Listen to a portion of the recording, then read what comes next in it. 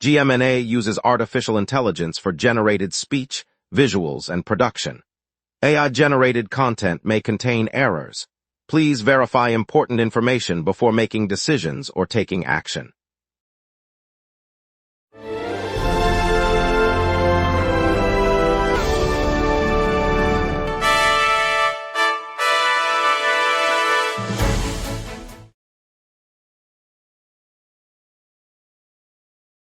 Good evening, I'm Mark Beaumont. Tonight we'll unpack the 3-hour delay to the REM's reopening after overnight work and warn drivers about heavy congestion on Highway 40 as closures bite.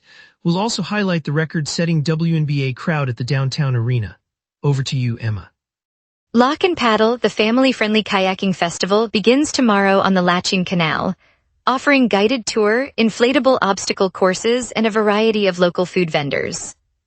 Tickets cost $15 for adults and $8 for children, with free entry for seniors, and the event runs from 10 a.m. until 6 p.m. each day. The festival includes live folk music on a floating stage, featuring the Longest Johns performing traditional sea shanties at sunset on Saturday evening. We've got a wonderful evening ahead, so without further delay, let's get started with the stories you've been waiting for. Good evening, Montreal. Overnight maintenance work by an external contractor has pushed back the scheduled reopening of the Réseau Express Métropolitain by roughly 3 hours. The light rail system, which was set to resume service this morning, will now remain offline until later this afternoon. Operators said the contractor's nighttime activities ran longer than anticipated, extending the weekend maintenance window.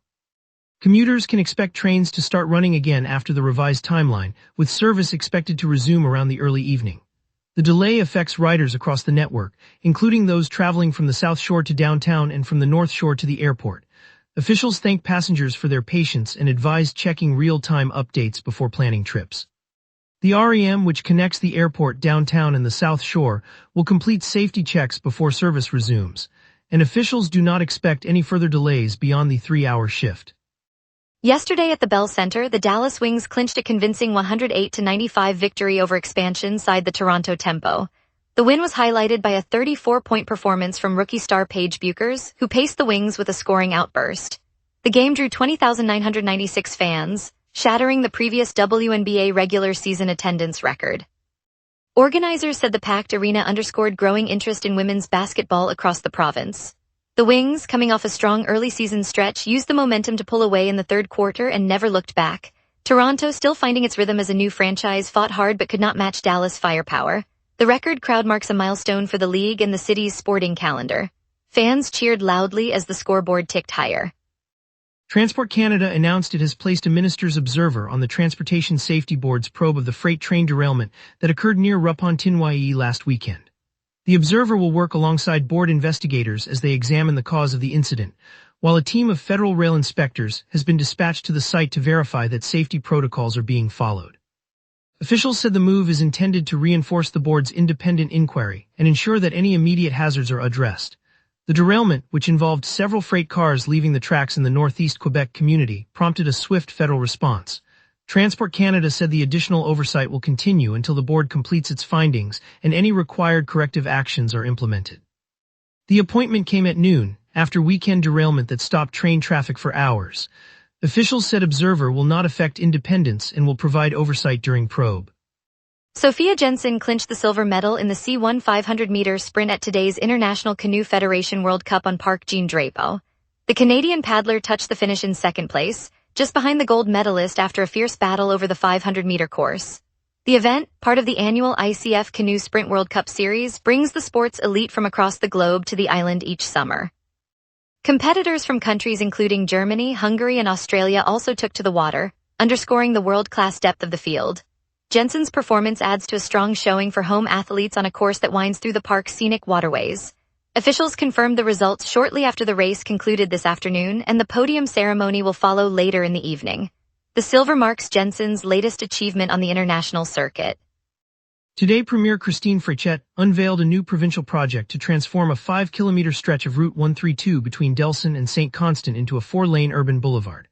The announcement included the creation of a dedicated project office to oversee the redesign, which will add dedicated lanes for buses and cyclists alongside sidewalks and landscaping. Officials said the upgrade aims to turn the corridor into a multimodal thoroughfare that better serves commuters, shoppers, and residents on the South Shore. The plan calls for a complete refurbishment of the roadway, integrating transit-friendly infrastructure and active transport pathways while maintaining traffic flow. The province will coordinate with municipal partners to secure funding and begin detailed engineering studies in the coming months. The project is part of a broader effort to modernize key routes across the region. Later, we'll hear why Montreal fans are upset about heavy police at World Cup celebrations. More after the break. We will be right back. If you run a venue, a comedy night, a concert, a fundraiser, you already know the hardest part isn't the show. It's selling the seats. Theaterfiller changes that. In minutes, you're set up with your own ticketing page, QR code delivery, and a door scanner. No technical headaches, no middleman taking a cut of your night. Your event, your tickets, your revenue. Go to theaterfiller.com and fill every seat. Welcome back, everyone. I'm glad you're still with us. Now Emma Leclerc will take us through today's local stories right here on the local Sunset. Fans gathered in the downtown fan zone today are noticing a surge of officers patrolling the streets. Police have been deployed in larger numbers than at earlier matches, a move officials say aims to keep the World Cup celebrations safe. Several supporters, however, voiced frustration, saying the heightened presence feels excessive and dampens the festive atmosphere. The city's public gathering spots have been set up for the tournament Canada is co-hosting, and organizers stress that security is a priority. FIFA representatives confirmed they are working with local authorities to balance safety and enjoyment. Some attendees noted that the line of officers near food stalls and merchandise tents makes it harder to move freely, while a police spokesperson reiterated the deployment follows a risk assessment for crowds. As the celebrations continue through the weekend, police remain on the streets and conversation among fans about policing shows no sign of ending. Former Olympian Marcel Jobin, now 84, still moves through the city with the same energy that carried him to the 1976 games held right here. The former competitor, born and raised in Quebec, spends his mornings cycling along the Latching Canal and afternoons volunteering at the local community center, reminding neighbors that staying active is possible at any age. He recalls the roar of the crowds in the Olympic Stadium and says the discipline he learned then guides his daily routine. Neighbors often see him strolling through the markets, greeting shopkeepers with a quick word about his training habits. Jobin's story offers a gentle nudge for anyone thinking about adding a walk or a bike ride to their day, proving that age alone doesn't set limits. His dedication inspires local youth clubs to organize weekly fitness sessions. Tomorrow, the Metropolitan Commuter Rail will shut an 11-kilometer stretch of track after contractors performed work that did not meet standards. The closure, scheduled for tomorrow and the following day, hits a heavily trafficked corridor that carries thousands of riders each weekday. Officials said the faulty construction forced a 2-day suspension to repair the segment and prevent safety risks. Commuters can expect alternative bus service between the affected stations, though travel times will increase. Many office workers rely on the line to reach downtown jobs, and students use it for campus trips across the island. The rail operator has pledged to finish repairs by the end of the second day and will post updates via its app and station announcements. Some commuters may also need to adjust their morning schedules. Riders should allow extra time. After the province struck a fresh agreement with family physicians, 6 family medicine groups have collectively enrolled more than 20,000 patients. The new pact, aimed at expanding primary care capacity, prompted several groups to almost double the number of families they serve. One doctor in particular now oversees a roster of over 3,300 patients, a notable rise from previous years. Health officials say the surge reflects both the incentive structure of the deal and a growing demand for regular medical follow-up. For many families, the expanded enrollment means quicker access to a local doctor and reduced wait times for appointments. The government plans to monitor the groups closely to ensure the added load translates into sustained, quality care across the province. Patients appreciate the continuity of care that larger panels can provide. Quebec's Institut de la Statistique du Québec released its latest population projections Saturday, 11 July 2026 at 4 o'clock EDT. The forecast predicts that growth will vary sharply across the province, with several regions expected to experience a decline in residents while the overall demand for housing continues to rise. The Institute's data indicate that demographic shifts could alter regional planning priorities and affect the provincial housing market. Officials said the projections will be used by municipal and provincial authorities to adjust infrastructure and development strategies. The report underscores a pattern of uneven population change, contrasting areas of loss with zones where demand for new homes remains strong. The ISQ will update its models annually to track these trends. Now let's check your evening forecast with our weather team, keeping you ahead of the night. A westward jet and rising pressure are locking in dry, stable air while the sun lingers. On this date, Montreal's thermometer has reached an all-time high of 31.4 degrees Celsius in 2025, a spike that rode the tail of an unprecedented heat wave across southern Quebec. The cold counterpart sits at 11.8 degrees Celsius, recorded in 2016 during a sudden Arctic air plunge that shattered the winter norm. By contrast, the climate normal for July 11th hovers around 27 degrees for the high and 16 for the low, underscoring how today's readings sit comfortably between those extremes. The live radar map shows a blank canvas across the province, no precipitation echoes at all. With a modest north wind and a westward jet streaming at 75 kilometers per hour aloft, the air mass remains layered and dry, preventing any lift. That stability means no rain will arrive in the city tonight, and the clear sky will persist until after midnight. With the radar cleared, let's move to tonight's outlook. At 6 p.m., the city sits under a partly cloudy veil with a temperature of 25 degrees Celsius and humidity at 31%. A gentle north wind blows at 12 kilometers per hour, while the dew point rests near 6 degrees, keeping the air comfortably dry. Pressure is near average and nudging upward, reinforcing the stable layer that the westward jet at 75 kilometers per hour is capping. This combination locks in clear skies and limits any late-night convection. The UV index reads 6, and wind remains below the threshold for gusty conditions. No weather alerts are active. As the night unfolds, the sky will stay clear and temperatures will dip towards 16 degrees before sunrise, setting the stage for tomorrow's pattern. Looking ahead, Sunday will climb to a high of 28 degrees with a low of 17, and the sky will remain clear, extending tonight's dry spell. Monday brings a modest rise to 29 degrees, but cloud cover will dominate, keeping sunshine limited and humidity a touch higher. Tuesday spikes to a scorching 34 degrees, the warmest of the stretch, while a thick overcast layer holds temperatures near 22 at night, hinting at a lingering ridge aloft. Wednesday cools back to 29 degrees under a return to clear skies, allowing nocturnal lows to settle around 19. Thursday caps the period with a mild 25 degrees and a low of 16, clear and breezy, offering a gentle wind relief before the weekend. The sequence showcases a brief heat surge sandwiched between stable, dry conditions, reinforcing the prevailing high-pressure regime. And that's your weather. Remember, the local sunset is also available as a podcast. Listen anytime on Amazon Music or wherever you get your podcasts. Coming up, traffic updates on the Highway 40 closure, Lock and Paddle concert, and a look at MTY Food Group's closures. We will be right back. If you run a venue, a comedy night, a concert, a fundraiser, you already know the hardest part isn't the show. It's selling the seats. Theaterfiller changes that. In minutes, you're set up with your own ticketing page, QR code delivery, and a door scanner. No technical headaches. No middleman taking a cut of your night. Your event, your tickets, your revenue. Go to theaterfiller.com and fill every seat. Eastbound Highway 40 is closed between the airport exit and Highway 15 for asphalt work, pushing all traffic onto the westbound lanes and onto Highway 15. Expect up to 20-minute backups on the airport ramps and heavy queuing on Boulevard St. Laurent. Westbound Claimant Bridge runs a single lane, slowing traffic toward downtown. On Highway des Curries, the northbound lane between SHAIR Brook Street and Chemin de la Côte, St. Luc is closed for repairs, creating bottlenecks at the des Curries interchange. Highway 520 and the Louis H. LaFontaine Tunnel each have one lane reduced, adding roughly 10 minutes to travel. The 13 to a 520 interchange is partially closed. Drivers should use the 15th instead. Transit, the Green Line at Berry-UQAM is out after a signal failure, with service expected back by 4:30. Exo Line 30 runs on a single track through Vaudreuil-St. Catherine, delaying service until 6 o'clock. Bus 55 on Jean Talon reports slower trips due to the highway congestion.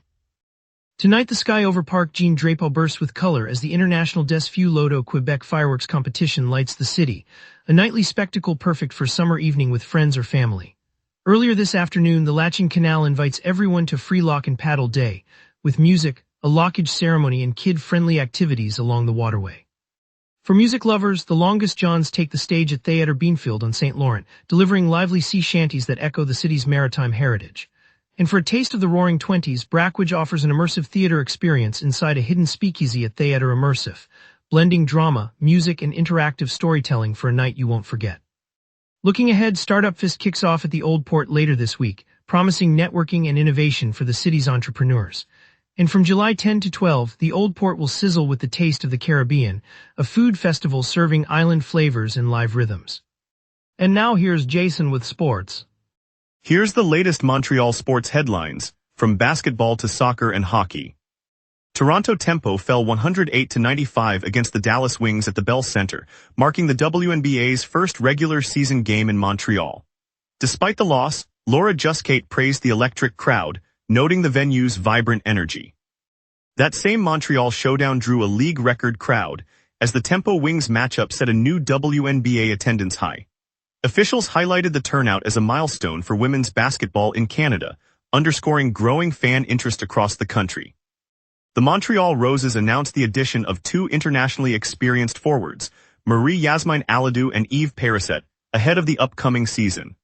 Club officials said the signings bolster the squad's depth and bring valuable pedigree as the team prepares for its campaign. An international sports firm injected $30 million into the Northern Super League, the Canadian women's professional soccer competition now in its second season.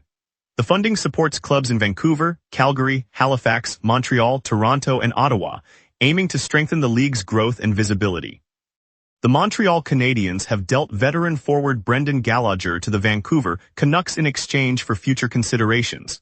Management noted the move reflects roster adjustments, while Vancouver looks to add Gallagher's experience as they shape their lineup for the coming campaign. MTY Food Group, the Montreal-based franchisor behind Thai Express, Manchu Wok, and a dozen other concepts, operates restaurants in neighborhoods from the Plateau to Verdun. Today the company announced it will close 68 locations nationwide as earnings dip, a move aimed at tightening its portfolio after a tough profit slump. While the closures spare Quebec outlets, the ripple reaches local diners who have come to rely on quick, affordable meals after work or school. For the communities that lose a spot, the empty storefront is a reminder of how volatile the restaurant world can be. Yet MTY's continued presence here underscores the entrepreneurial spirit that keeps Montreal's streets lively and diverse. Stay tuned for an inspiring look at 84-year-old Marcel Jobin, still active after his 1976 Olympic run, a true Montreal legend. If you run a venue, a comedy night, a concert, a fundraiser, you already know the hardest part isn't the show. It's selling the seats. Theaterfiller changes that.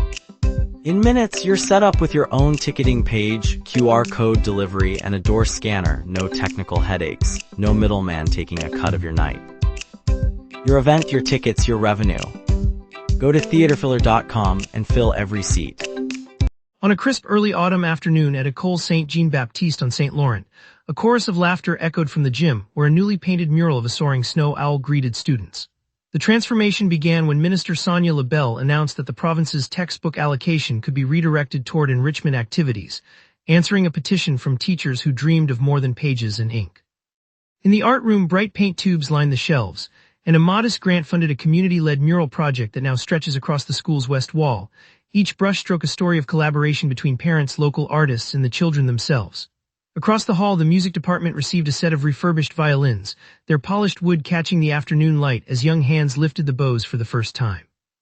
The moment that captured the day was when a fifth grader, eyes wide, whispered, "We can finally learn to play together," as the class gathered around the new instruments. It's a reminder that when resources are shared with imagination, the whole neighborhood feels the lift. Montreal continues to nurture its young minds with creativity and community. On a crisp autumn evening at Percival Molson Stadium, the Montreal Alouettes welcomed the Calgary Stampeders, and the buzz in the stands centered on a very personal duel. Twin brothers Tyson and Jalen Philpott, both leading receivers for their clubs, lined up opposite each other under the stadium lights. The brothers, who grew up sprinting through the streets of St. Laurent, now wore matching blue and red jerseys, their helmets glinting as the crowd counted down the final seconds before kickoff. One vivid moment captured the heart of the matchup. As the ball spiraled toward Tyson on a deep route, Jalen leapt, stretching his arms like a dancer, only to see the pass slip just beyond his fingertips. The stadium held its breath, then erupted in cheers for the skill and sportsmanship on display. After the final whistle, the twins met at midfield, exchanged a quick hug and a laugh, reminding everyone that rivalry can coexist with brotherly love. It makes you wonder how many families feel that same pride. It's a reminder that in the heat of competition, the ties that bind us can shine the brightest. Thank you, Montreal, for joining us this evening.